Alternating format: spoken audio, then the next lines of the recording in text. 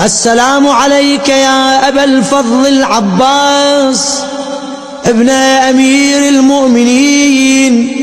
السلام عليك يا ابن سيد الوصيين.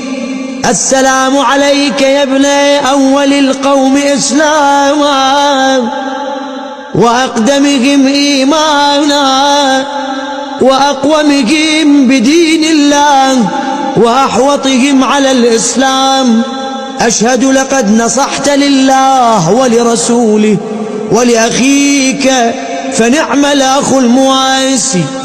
فلعن الله أمة قتلت، ولعن الله أمة ظلمت، ولعن الله أمة استحلت منك المحارم وانتهكت حرمة الإسلام.